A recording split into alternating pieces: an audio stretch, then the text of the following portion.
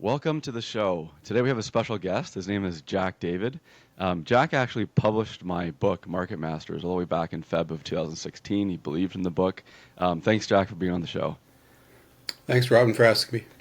And for background, Jack started ECW Press, which I believe stands for Essays on Canadian Writing, I believe, Jack. Is that right? Essays That's on right. Canadian Writing. Sorry, I had to jog my memory. It's been a while. And you started it in 1974. So therefore, this year in 2024, you're celebrating 50 years of being in business. And in my opinion, I think you've done more for Canadian authors than any other publisher. You've been at it 50 years. You have a freaking Wikipedia page, for God's sakes. How did you celebrate the 50-year anniversary? My intention was to ignore it entirely. And what I did was, after a bunch of people at the office said, "What are we going to do to celebrate?" I said, "Do whatever you want to do, and don't involve me unless you need a fact check." And that's what happened. I just sat back and let younger people go ahead, make mistakes. And they produced a little booklet that allowed me to say a few things. And in the booklet, there was a picture of a guy sitting at a desk, and it dates from about 1987 or so. And they had mischaracterized him. And I said, "No, that is not Ian, that is Don McLeod." But I was the only person in the Western world who would have known that it was the wrong guy. Anyway, they went ahead, they did it. We had a great party. And the party at Harbourfront, because we do a lot of music books, Rick Emmett from Triumph was there, Dave Vidini was there, a couple other our authors who are musicians were there. So in the middle of everybody chatting, the word was, "Okay, now we're going to have a musical interlude." And and we had about 45 minutes of serious rock and roll. That was fun. So it was an unusual party that way. And it had nothing to do with me. 50 years running a publishing house takes a lot of grit. It takes hell of a lot of resilience. And I know from hearing stories that you had a lot of ups and downs. There were times when you thought ECW Press might go under. But there were some saving graces. Tell me about the Neil Peart story and that chapter in the life of ECW Press. Yeah, a bit of background is that we were being, in book publishing, the big publishers like Penguin Random House have their own distribution under their own roof. But the medium-sized and smaller publishers assign it to a third party. And the third party who was doing our distribution in Canada was a company called Stoddart, which was part of General Distribution. This was the biggest distributor of Canadian published books at the time, all the way through the 90s. And then they ran into trouble, partly because of the Chapters Indigo merger, partly because of the banks, partly because of the market, mostly because of the returns that they got when the big stores opened up, and then turned out that not everybody was buying all those books. So because of the stupid rule in the book business that books are returnable, they ran out of cash. So there we are. We haven't received any money from sales for quite a while, and we are in desperate shape. And I get a manuscript from another publisher through an agent by a drummer, a rock drummer.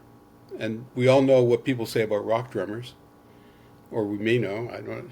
Anyway, it happened that at that point, my wife had been on my case because she always wanted to go to Bermuda. And so we went off season because it was cheap in February. And the weather is like North Carolina at that point. Windy and it's gusty and, Yep. in the 40s and 50s. But we were in Bermuda. We had the hotel to ourselves pretty well. And I'd taken this huge bundle of paper with me. And it was a manuscript by the drummer.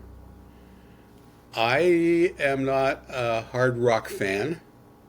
I'm a guy from my generation.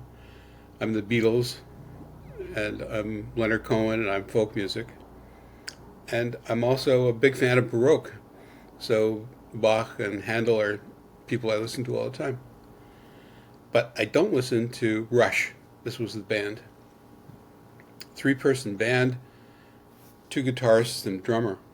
And the drummer had written the book, and his name was Neil Peart.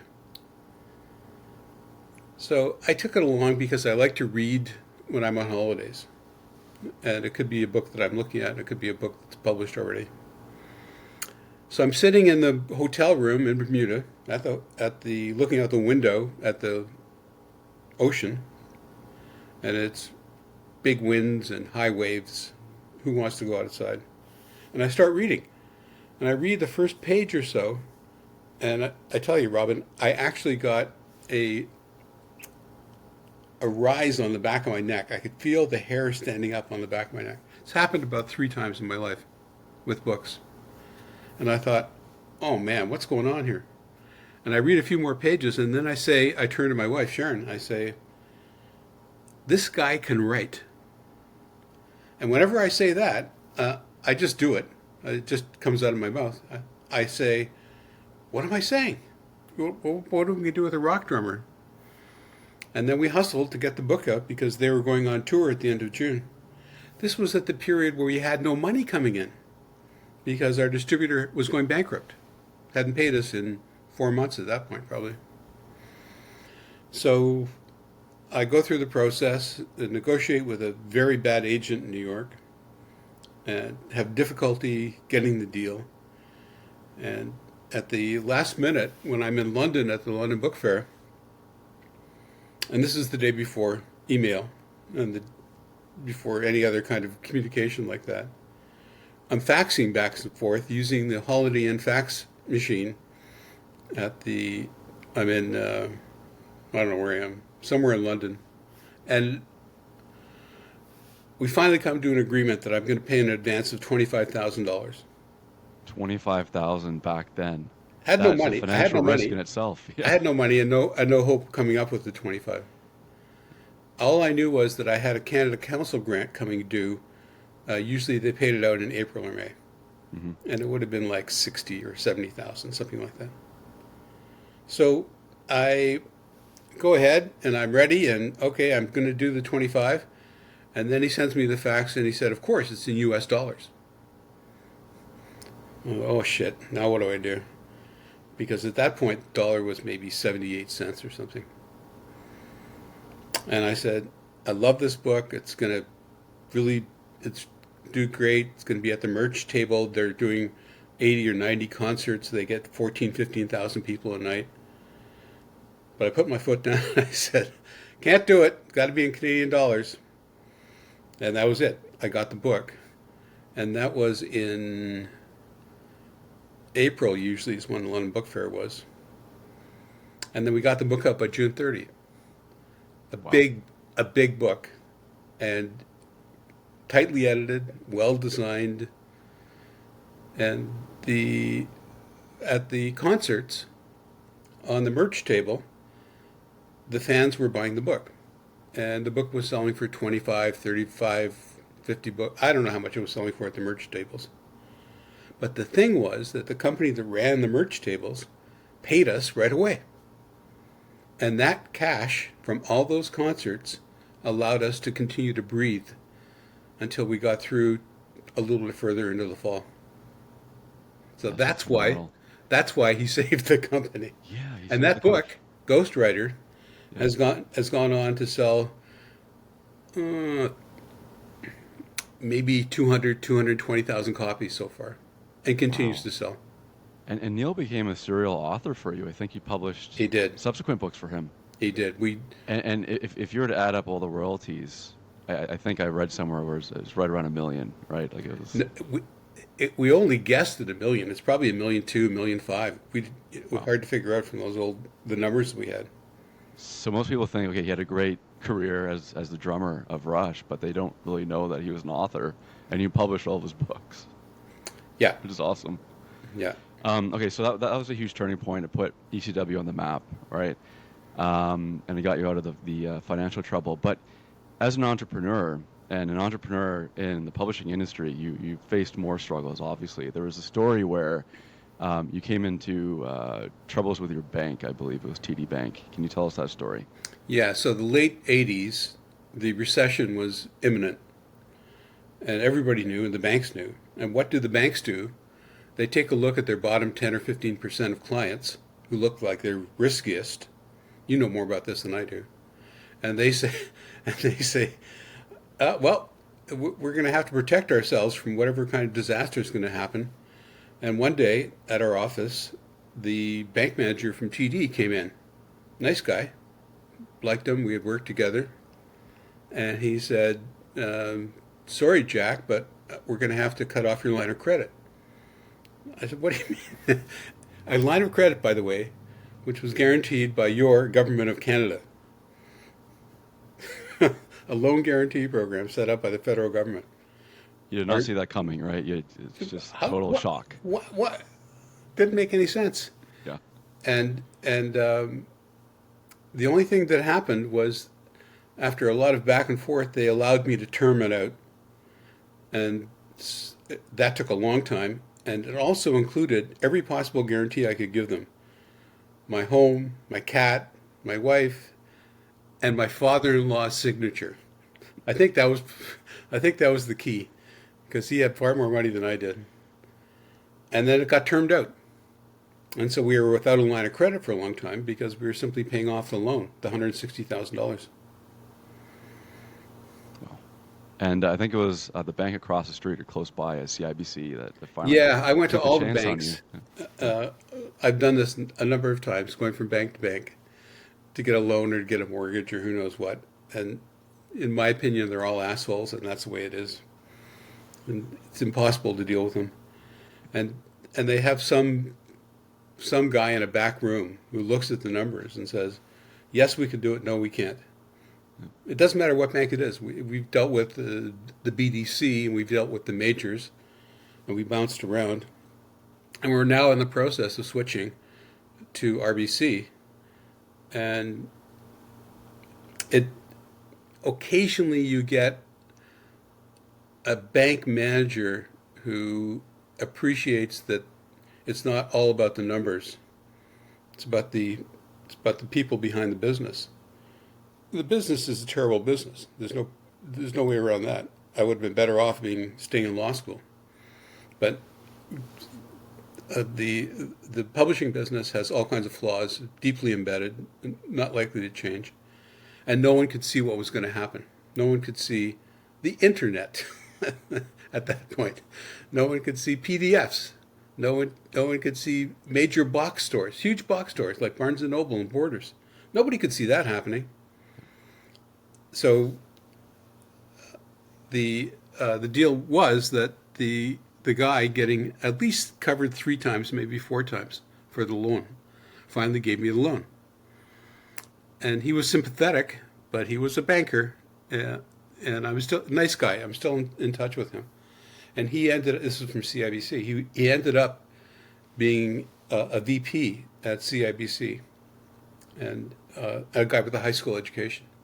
That was the days when banks would hire people with high school education to become tellers and then climb the ladder. Doesn't happen anymore. So there's obviously been no lack of challenges, no lack of changes in the industry that you've had to adapt to over 50 years, Jack. What keeps you motivated? About changes, I got a call last year from a student at Centennial. They have a publishing program. And she said, our teacher, Denise, has asked us each of us to call a different publisher and say, so what changes have you seen? And I thought, man, where do you start? Yeah. Where do you start? Do we start with when we had a mini computer? We had a K-Pro 10, had 10 kilobytes worth of memory. Do you start there? Do you start with faxes? She had no idea what a fax was. So we saw the beginning and the ending of the fax revolution. But where do you go?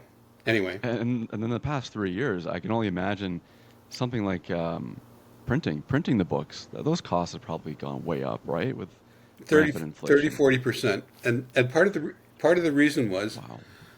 that the printing industry believed that ebooks were going to dominate and that they would no longer be using paper for books. So what they did was they got out of the business of using paper for books, and they went into boxes and packaging materials. Whatever. They're printers. They're not book printers.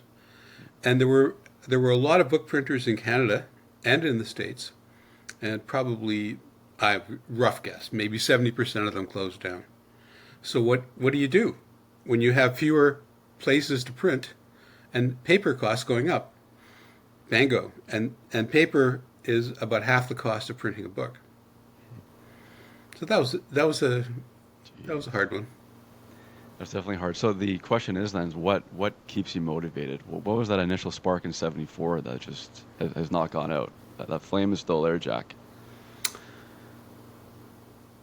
It is something in me instinctually that urges me to spread the word, to make public. That's what I do. And I can give you examples just from this week about material that's come in. Just one example. I spoke to a woman on Tuesday who is a private investigator, has her own company in Barrie. And pro bono, she does investigations of missing persons for families where the police have given up. And she doesn't always find them, rarely does. But the notion that somebody is actually out there looking provides a lot of solace for the families. And I thought, that's a great story. That's a great story. And she's got all the attributes. She has a really strong web presence. She's been on W5. She is articulate. She's a she as a private investigator. All those things. So I got the feeling that this was a book that we should do. That's what keeps me in business. And so you meet some really interesting people, some really interesting stories. You said at the beginning that you got that tingle in the back of your neck only 3 times. One was Neil Peart. What were the other 2 times? Well, I would say the other main one was in 1998, I think. I was teaching at the time, and my back, which has been wonky since a football injury, was out. I couldn't move. I was taking Percocets every 4 hours. Wow. And the guy actually from the picture who was misidentified, who was my right-hand guy, he was bringing me piles of paper home every day. The office was about 10 minutes away. And he brings me in a bunch of paper, including manuscripts. So none of this was by email. Didn't exist at that point. And one of them, it just barely existed because it goes back to 95, 96. But not like today. And there was a manuscript, and I always look at manuscripts because the central rule is you never know. You never know when somebody's calling you up or sending you something or talking to you, or you meet somebody at a party. You never know. Things happen. Anyway, I began to read, and there was all kinds of bump at the beginning. The big bio and background information, and she writes for the Chatelaine, and blah, blah, blah, and I went, what's the book? And I couldn't tell with fiction or nonfiction. And I'm starting to read, and I read the first page, and the reaction is, I can't believe that this is so good. And my second reaction was, there's no way she can keep it up. Because I'm a skeptic. And I read the whole first chapter. I understand that it's nonfiction, but a little girl growing up in Lewiston, New York, right across from Niagara Falls. Mm-hmm. She's 4. And the author is remembering her being 4, a very advanced 4. And I get to the end of the chapter, and there's a big surprise that I couldn't see coming. And I went, there's no way she can keep this up for a whole book. Absolutely no way. And she did. And we had a lot of talking about what was going on, and she was the kind of person who, when she came to a meeting, had an agenda, an author with an agenda, written down agenda. Can you imagine Which is that? rare, right? In the yeah. So we went ahead, and Michael, who was working on the book, came up with the title, which was Too Close to the Falls, which was a phrase that she had written twice in one of the last chapters. Mm-hmm. I was too close to the falls. Mm-hmm. I went, whoa, that's good. And so that was the title. And then the problem with the book was it was a memoir by an unknown woman about a little girl growing up in Lewiston, New York in the 1950s. Who cares? It doesn't come with a whole bunch of sales. It doesn't come with any notoriety. And it just goes out there into the market. Every year in North America, there's about 150,000 new books published. I mean, how do you make it? Anyway, I love the book. We printed maybe 1,500, 2,000 copies. Modest beginning. Thought we'd never see it again. And then it began to catch. People began to read it. And the first big review we got was in Toronto Life. And it turned out to be a great review. Wonderful book, great storyteller, blah, blah, blah, blah, blah. And then right at the end it said, but there's one thing that I didn't like. Oh, shit. That it ended too soon. That's a good critique. And then it was just an explosion. I think that triggered people to pay attention. Toronto Life was a big deal at that point. Yeah. And we started reprinting in 2000s, 1500s, da da da. And then I woke up and I thought, man, we can't keep up. So we had to order 10,000 copies. And for us at that stage, that was a big deal. And we've ended up selling probably 60,000 copies, something like that. Great, great book. And we did 2 more with her. She's turned into a very good friend of mine, and I see her a couple times a month. Oh, that's just great. And then the third tingle that you got, where you just knew it was a book that you had to publish, had to get out there. It must have been your book, Robin. Jack, you're too nice. So this is the perfect segue then. So, so this is back. I'm trying to remember. It was 2015. I was interviewing, I think it was 28 investors and hedge fund managers. And I remember bringing my phone, turning on the recorder feature on my phone, sitting in these hedge fund managers' offices and just asking them about, how do you invest? What are your strategies? What's your process? What was your first stock? How did you get interested? Tell us about tips and tricks to make money in the market. And I remember turning all of those recordings, hiring someone to transcribe them and to compile them, started on the manuscript.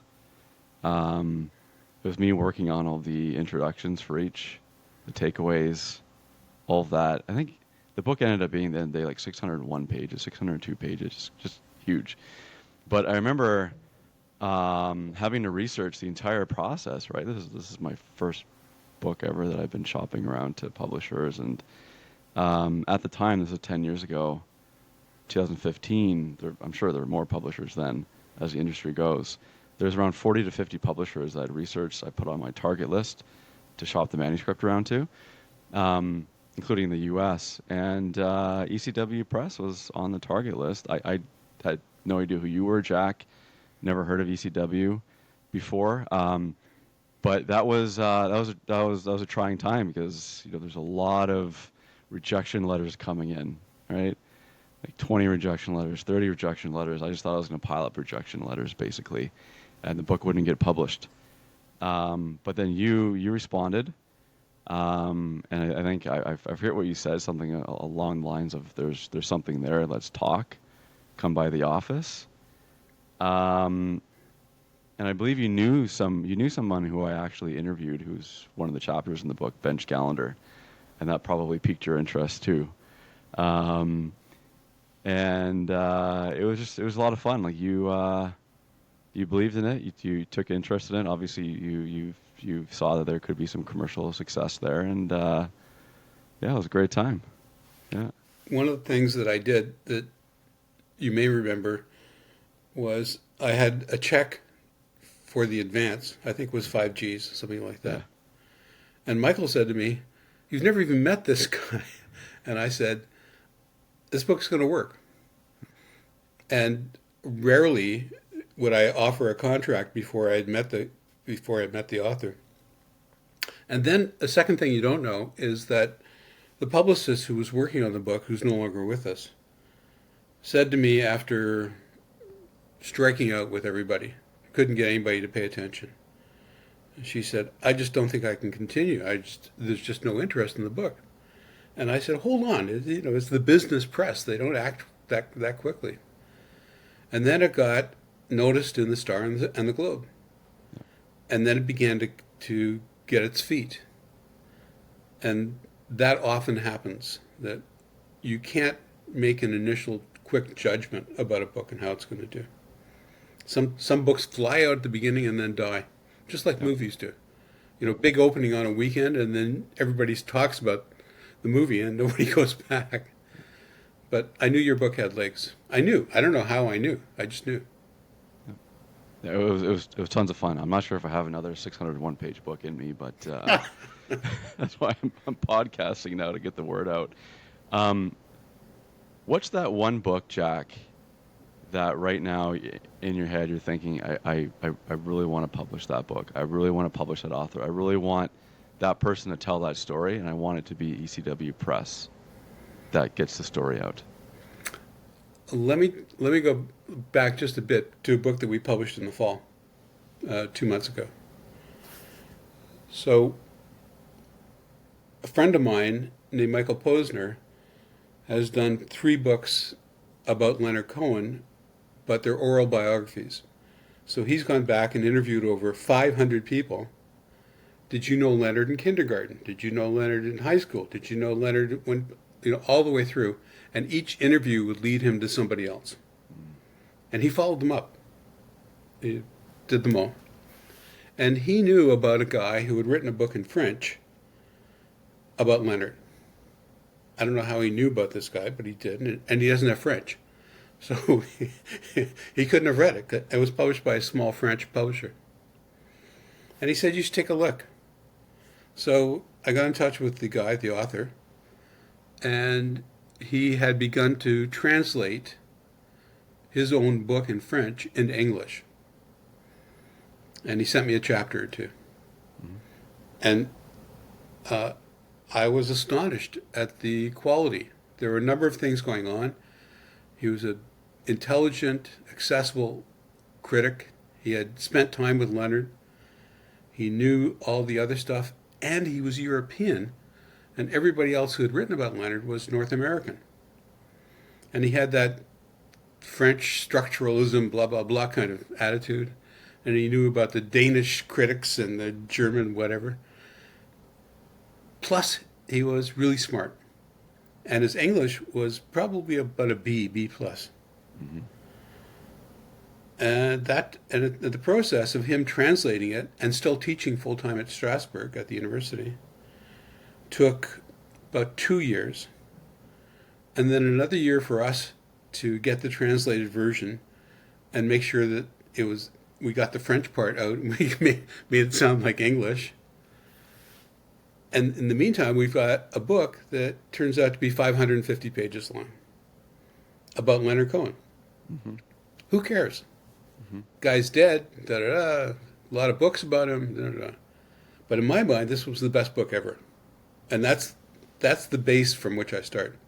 The best book ever. And we were working, I entrepreneurial. We didn't get any grants for the book because he's not a Canadian author. Mm-hmm. For a 550-page critical biography about Leonard Cohen. What are we going to do with this thing? Everybody, I'm sure, at the office thought I was crazy on this one. So I hunted around, and I remembered in the back of my mind that the French consulate had a funding program for French authors who were published in North America. And I went, blah, blah, blah, checked around, got in touch, and they popped in some money. And they were very helpful when we got to the publicity point. Anyway, the book came out. I printed in China because it was so big. It had to be cheaper. I was cutting corners wherever I could. And a couple things happened. First one was, and this is the prideful part of the conversation, because I knew it was the best book ever. Don't ask me how I knew. I knew all the other books, and I knew Leonard Cohen stuff. I knew his writing. I decided that what we needed was to bring him to Canada on a tour. Mm-hmm. Just bring in a French academic to Canada for a tour. Mm-hmm. And that's what we did. And the French government got behind it, not for a lot of money, maybe $2,900. And we're talking about, he was here for 10 days. So $2,900 plus the flights going back and forth. He was a great hard worker at publicizing. So imagine the trip. He goes on the train from Strasbourg to Paris, takes the plane to Toronto, has an event the next morning, then flies to Ottawa for the Ottawa Book Festival, then flies to Montreal because we've sold French rights in North America to a Quebec publisher, then flies back to Toronto and does 5 days of relentless stuff, and then flies home. The other part of the story is that this is unexpected, that the French consulate in Toronto, which is at Bloor and Young, we had a meeting with them, and a woman named Aram, who was the central person in this, and she asked, well, are you going to have a big launch for the Leonard Cohen book in Toronto at a big bookstore? And I said, sure. Tell me which bookstore that would be. Because there are no big bookstores in Toronto. You go to an Indigo and you get 14 people in the audience. Because they don't publicize those things. And Ben McNally used to have a great store, but he's not there anymore, and he's in a smaller place on Queen in an inaccessible spot. There were no big bookstores. So I went home after I had the meeting, and I thought to myself, man, I got to get Indigo behind this book. So I sent an email to Heather, the boss. Yep. I know her, sort of. But I also knew that she was a Leonard Cohen fan.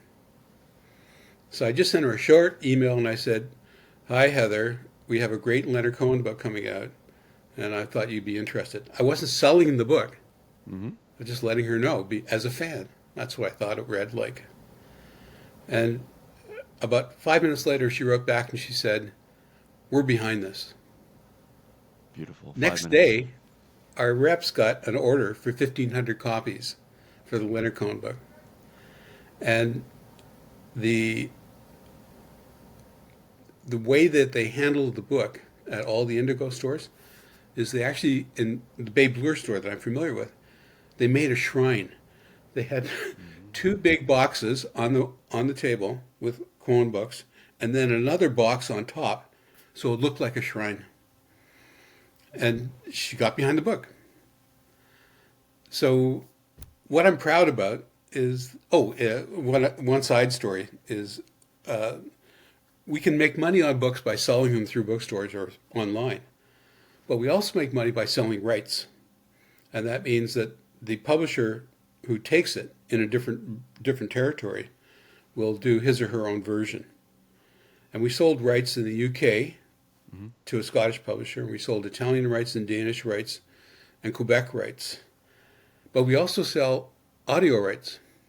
And in this case, the biggest audio company, Audible, which is owned by Amazon, came in and said, we'd like to get the audio rights to this book. And we said, sure, how much? And they said 10 G's US. And we said, that's great, but it's not enough. We're negotiating now because it's Audible. Like, they got barrels of money. So we got them up to 12.5 US. And then they said, what about French rights? And we said, sure. And so we negotiated. The small French publisher didn't care. And so they added on. So we got 14.5 US for audio rights for this book, which is more than we would have got from any kind of granting body. Yep. And plus we got the rights from the Danes and the UK, blah, blah, blah. So suddenly the book was actually in profit before we had actually printed it. That's a great place to be for a book. And it just shows the viewers there's so much that goes into one book. And how many books do you publish per year now? Probably 50-ish, something like that. Jeez. Okay. Montreal was, I think, Cohen's neighborhood that he was born and raised. Yeah. Is that right? Was it? Yeah. Okay. Did you have something special there set up because that was We his did. We neighborhood? Yeah. we had some of it that dealt with the English language media. So Yep. the Montreal Gazette, and he went to McGill and he did a class.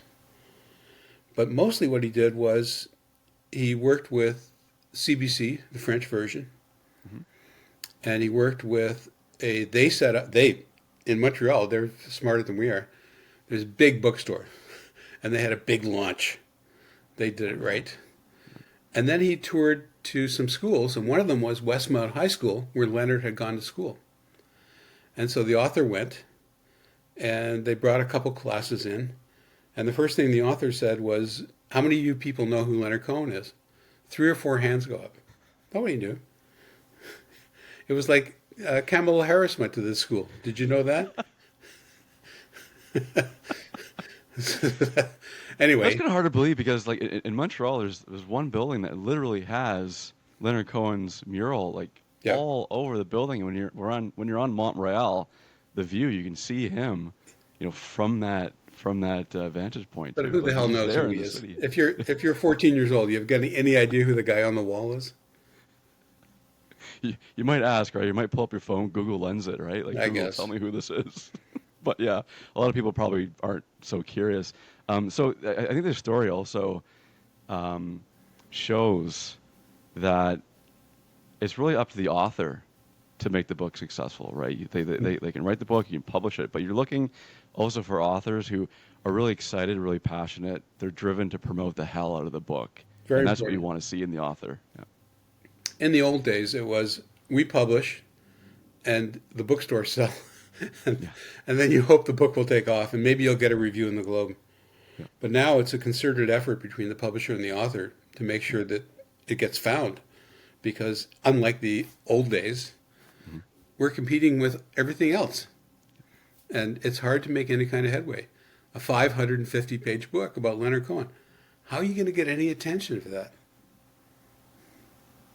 And that's the beauty about social media. Like an author has so much at their disposal today. How many do you read every single manuscript No. that's submitted to ECW Press? Okay. No. How does that process work, Jack? We now have 4 or 5 acquiring editors. Okay. And we acquire in different areas. So if a music book comes in, then Michael or I take a look at it. And if it's a mystery, then I'll look at it, but somebody else might. And if it's a romance, I don't pay any attention to it. and so people have their specialties. But we also get stuff that goes into the slush pile, where everything goes in and then gets sent out to specific people. But we also get a lot of direct stuff to us as acquiring editors. And so this PI book that I got came from an agent that I know. Mm-hmm. And she went to him and then he sent it out. And the curious thing was he sent it out. I checked. Initially, the email went out in October 3rd, I think. Mm-hmm. And then I don't hear from them after I expressed interest until December. So here's what probably happened. Can you guess? Shopping around? Yeah. So first they go to PRH and they go to Harper and they go to Simon Schuster. And if they don't get a $50,000 offer, then they go to part two. Who's on tier two? ECW, blah, blah, blah, blah, you know, 4 or 5 of us. And they recognize that we're not going to give that much money as an advance. I mean, if we were to give Neil Peart $1 million advance, it would have paid out.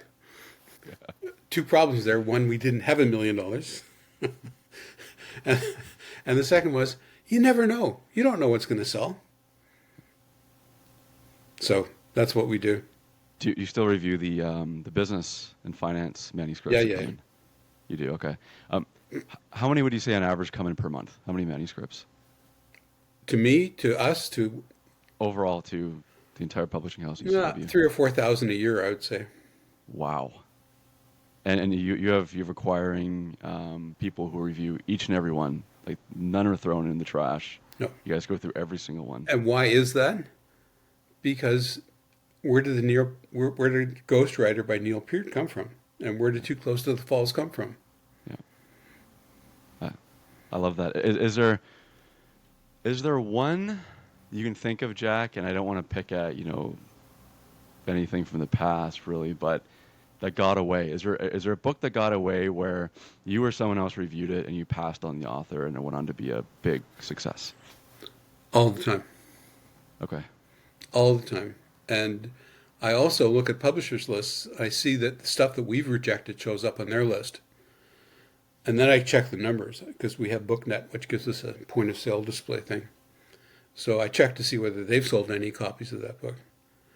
And if I don't see it getting nominated or winning awards or selling any copies, I think, boy, I'm really smart about this one.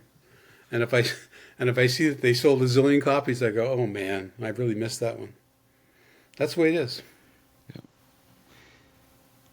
The opposite, is there a manuscript that came in that you personally felt, this author has something special, this book's going to be a commercial success, but it did not meet expectations? You just put a lot of your own effort and time into it.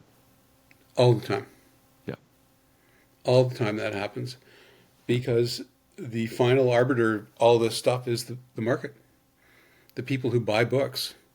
And if they don't buy the books, then it's not that I've made a mistake, it's that the market has changed. Yeah. In terms of music books, for example, I've acquired books on Joni Mitchell and Neil Young and Neil Peart, but take a look at what that is. It's like old timers. Yeah.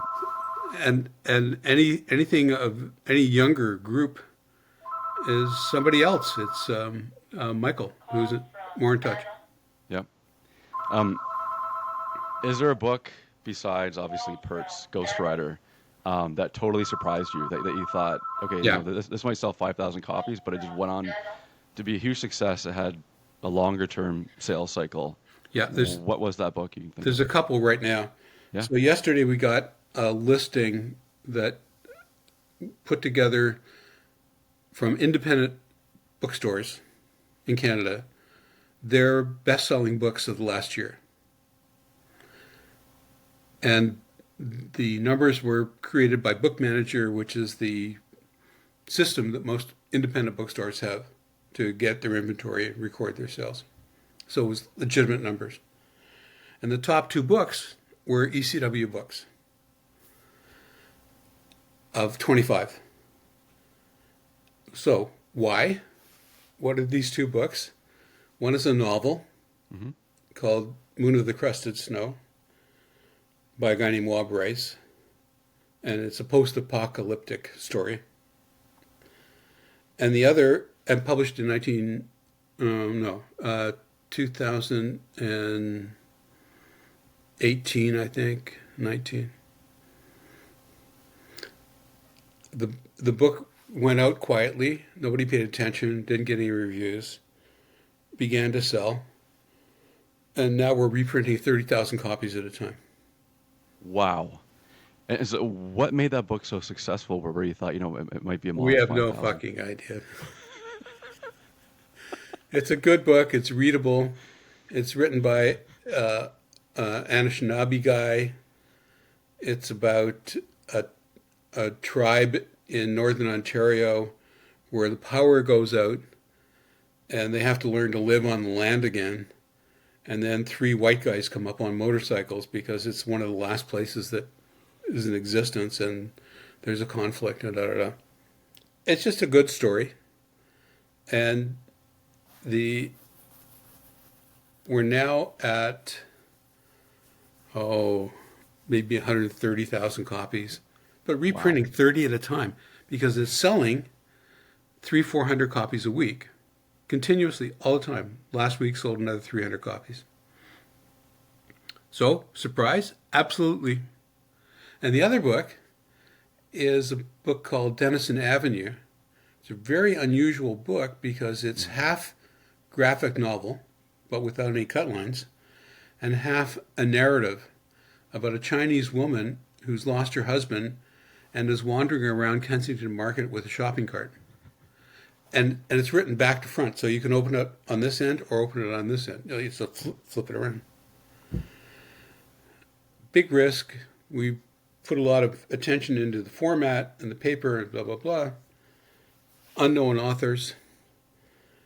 It went out and we were up to maybe 600 copies or 700 copies, something like that. And then it became a Canada Reads book. And it was supported by Nemsi, the ex-Calgary mayor. And he was very persuasive. And then people started to find the book. And then people started to buy the book.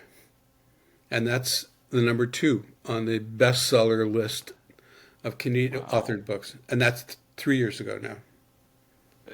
Both the subject matters of those books, it just seems so unlikely, as you're saying, Unlikely. commercial successes. Unlikely.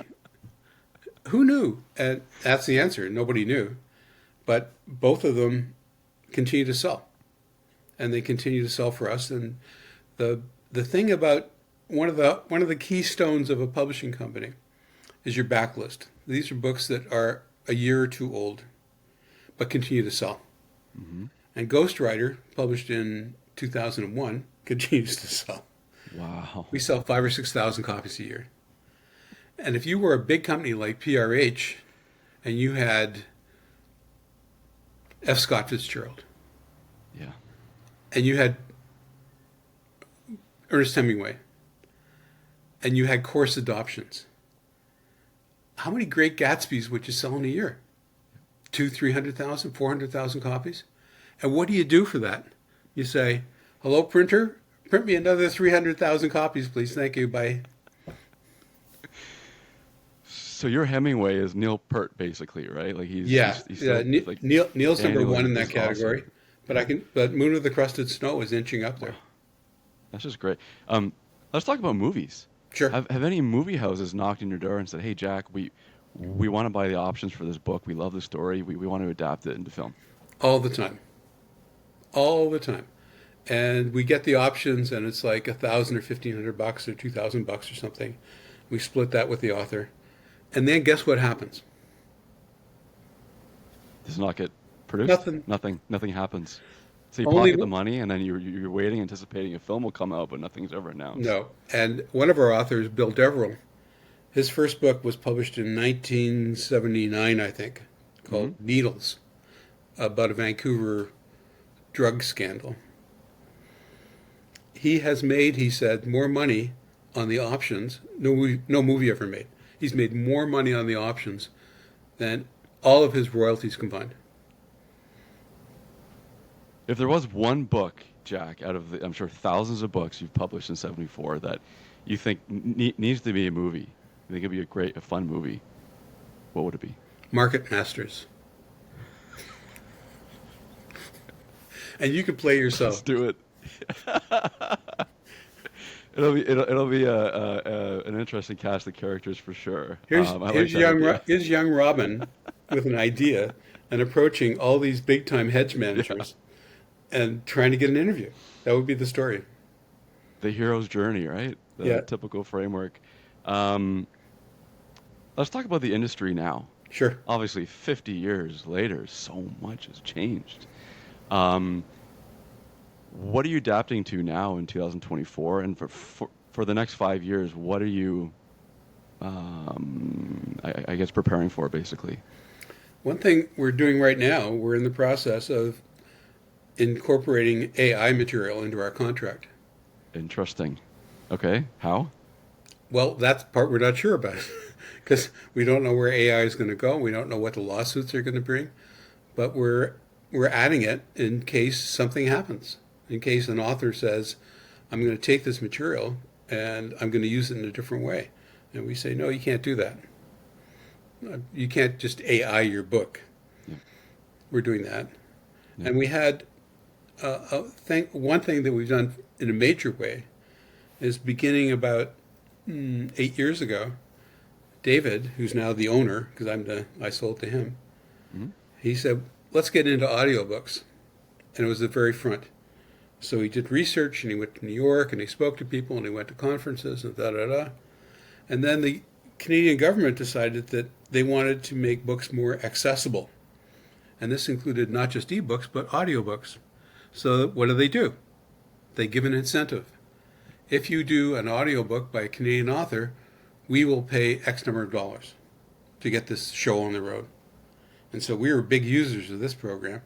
Yep. And it was not only for us, but nobody else really wanted to do all the practical work. Getting a studio, getting a narrator, going through the changes, then figuring out how to market it, how to collect the money, how to redistribute them, all that stuff. So that's what we did. And we now act for probably 12, 15 other publishers in Canada producing their audiobooks for them. That's super interesting. Do you own your own studio, or do you rent in No, Toronto? How's that set up? no. Uh, the the advantage of us is that if we have a Vancouver author or a Vancouver narrator, they stay at home. We just rent a studio in Vancouver Yeah. or anywhere across the country. Um, if you look at quantities of books sold, you have audiobooks now, you have the ebook, and you have the paperback slash hardcover. Per title now and going forward, what sells the most? Has an ebook surpassed the format of No, paperback? no. Or? Everybody thought when the ebooks first Yeah, appeared that it was going to dominate, yeah, and quickly it yeah, went up 5%, 10%. Everybody thought, and that's when the printing business said, "We're getting out of printing books," because they saw the line going like this. yeah. And then it hit 15 or 17 and it leveled off. And people didn't like to read books on the screen. Then the audiobook, and it's about there now. Then the audiobook showed up and everybody said, "Oh, no, that's not the same as reading a book, blah, blah, blah. And you've got to do this. You've got to get the narrator. It's got to be a good narrator. You've got to blah, blah, blah, blah, blah." And audiobooks in the last month or two, according to HarperCollins, audiobooks in their business have overtaken ebooks.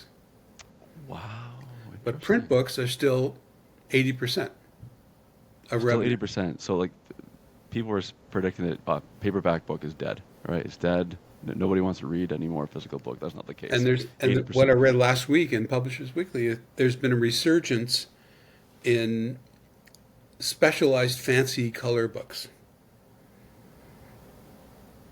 Hardcover, tabletop, coffee table, that kind of thing. And a lot of publishers are going back into that market. There's new demand for it. Why, It's why is there more demand, do you think? no one What's driving? understands why. And and it's like having a record as opposed to getting it online. Everybody thinks the sound is better or who knows what, I don't know. So yeah, there's resurgence. And most people are buying their books, I assume, on Amazon, as you said, Audible, which is a About subsidiary. half.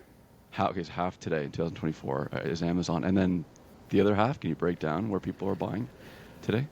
Uh, Traditional bookstores and libraries, wholesalers who deal with bookstores and libraries. Uh, that's about it. Yeah, same traditional avenues. Now, I know we have about 10 minutes. Can we get into, let's say there's someone watching right now who's an aspiring author. They have a story to tell. They've already written a manuscript. They have no idea how to go about shopping the manuscript around. What are tips that you have for that aspiring author? First thing is they're going to have to do what you did. They're going to have to do research. And that means, I don't know how you did it, but one of the ways is to, in Canada, go to a source like the Association of Canadian Publishers, see what they publish, and figure out who might be appropriate. So if you've got a pornography book and you're trying to sell it to a kids publisher, not going to work. You've got to find the right place to sell your product. That's number one. So how do you do that? You check out the websites, but you also go to a bookstore. Go to a big bookstore, and you look at books in your section. And if you've written a mystery, then you go to the mystery section and you look at the spines of the books. And you say, oh, they did a book about a PI. Maybe they'd be interested in my PI book. That's what you have, that kind of research. And then you take a look at your own bookshelves. What do you like to read? I read books unusually, I buy books by publisher, not just by author. So I know if I'm buying a Knopf book, I'm getting quality. If I'm buying a Farrar, Straus and Giroux book, I'm getting quality. If I'm buying a Simon & Schuster book, no quality. Even though I love the topic. And sometimes I'm forced to buy that book. I just did. But I know it's going to be sloppy. It's going to be sloppy editing, sloppy production, poorly written. They just bang them out. Are there any hacks? Are there any secrets to writing that query letter? I remember in my own research, I had to figure out the format, basically, for the query letter that I then send, with the attachment being the manuscript. What do you look for in that letter? I look for intelligence. I look for writing quality. And I'm looking for the fact that they know that we're not EWC Press as opposed to ECW Press. I'm looking for that. I'm looking for the fact that they have any kind of awareness of who we are and what we publish. Oh, I read Ghostwriter years ago. What a great book. That's all I need. No more than that. I'm looking for a real direct statement. Here's the book. Here's why I wrote it. Here's the market. Are you interested? Not too much more is necessary. And sometimes they'll provide a synopsis of a novel, for example. I skip that. I don't care about the synopsis. Mm-hmm. I'm not publishing a synopsis. I'm publishing a book. So I go immediately to page 1 of the novel. And if after the first sentence I say to myself, I've read that before, then that's it. It's doomed. Nonfiction is different. And the other advice is whether I should send it to an agent or should I send it directly. Mm-hmm. If you send it to an agent, the likelihood of you hearing back is slim. If you send it to a publishing company, you might hear back.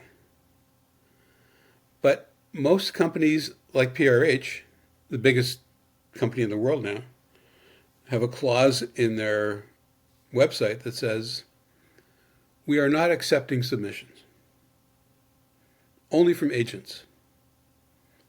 Well, how do I get an agent if the agent's not going to, blah, blah, blah, blah, blah. So you have to do research. You have to figure out the name of the editor at the company who acquires mystery manuscripts, mystery novels. And then you write directly, and it will end up on their desk, and they can decide what to do. But a dear sir, dear madam thing, you can't do it. Has to be tailored. I love the reverse engineering approach that you have. You go to your local bookstore. It might be Bainbloor, Heather Reisman's Indigo.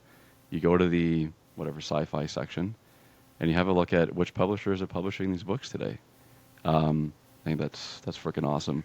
Can you name a book for us, Jack, and not a ECW published book? What is your favorite book on your bookshelf? I have favorite areas that I like. And when you were in our office, right behind you, there was a wall of books, and they were books about publishing. And that's what I like to read. And so I just read a book called The Editor, published unfortunately by Simon & Schuster, who didn't do a very good job. By the way, Simon & Schuster distributes us in the U.S., so I can't say a whole lot bad about them. A book about an editor at Knopf who, out of the slush pile, found the Diary of Anne Frank, who found the Julia Child French cookbook, and everybody said, you can't do that. American women don't care about French cooking. And she developed a whole cookbook line. And then they said, we've had trouble with this young author who we can't seem to harness very well. Do you want to take a crack at it? His name was John Updike, and she was his editor for the next 30, 40 books that he did. I love those books. Which is great. 50 years publishing authors, getting amazing stories out there. How many books would you say you've published through ECW? It's a tough question to answer. We have our archives, and I could go through and count them. I'm guessing 2,000 or 3,000. Wow. I really don't know. If you were to do it all over again in the year 2025, Jack, if you were a 22-year-old just graduating, going out into the world, would you start a publishing house again? I would first go to a publishing program. I would go to Humber or Centennial or TMU, or those are the three main programs in Toronto and in Canada. And I would learn the jargon, which is what those courses teach you. What is an ARC? What is whatever words the publishers use. And then I would get an internship at a big company. And then I would see how that worked and how they had me photocopying all day or filing or something. And I thought, I'm not learning much about publishing here. And then I would get an internship at a medium-sized company like ours that did a lot of different kinds of books and where you had a chance to go through a cycle like a medical school graduate. And you go from OBYN to cardiology to gerontology, wherever. And you get to see. And the surprising thing about that is that many, many people who have worked for us begin as technology interns and end up as editors. And a publicist ended up as a cover designer. Because you have to ask the person, what do you really want to do? What are you really good at it and you really enjoy? And that's the key question.